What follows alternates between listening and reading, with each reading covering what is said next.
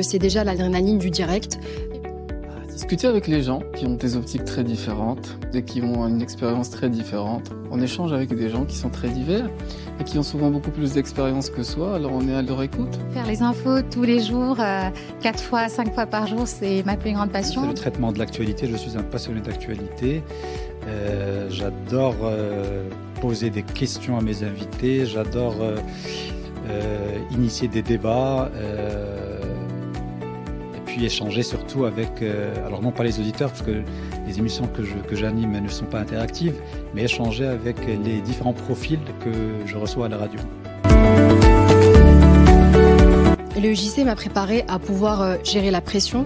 Déjà, elle nous a préparé à être sur le terrain, et ça dès les premières années, parce qu'on a dès les premières semaines, on a pu attraper un micro, aller sur le terrain, interviewer des personnes, faire des reportages, prendre des photos, etc. Les simulations de journaux que nous faisions à l'école, de débats aussi que nous avons initiés parfois avec certains invités. Eh bien, à travers notre formation à l'EJC, on a bien évidemment fait énormément de simulations de direct. Donc, je me rappelle que j'étais plus ou moins à l'aise lors de mon premier direct pour un flash d'information. Donc, c'était quelque chose qu'on avait fait à l'école.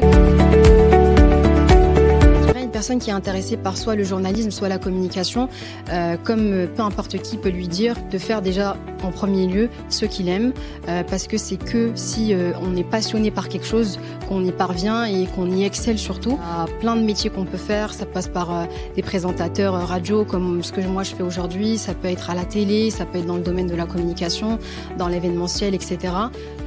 Ce sont des métiers où il y a du plaisir. Mais si on n'a pas de plaisir, et si on ne carbure qu'à la force de la contrainte, ce n'est pas la peine. Donc, essayer de trouver le moyen de trouver son compte. Ça, c'est le meilleur conseil que je puisse donner aux uns et aux autres. Pas se mettre des barrières qui n'existent pas en réalité. En forgeant qu'on devient forgeron, et d'essayer de postuler pour des stages, des jobs. Alors, si vous êtes passionné de journalisme, si vous aimez transmettre, raconter l'information et puis en comprendre les enjeux, si vous êtes donc passionné autant que nous, rejoignez le EJC, c'est une école d'excellence et je vous la recommande. Voilà.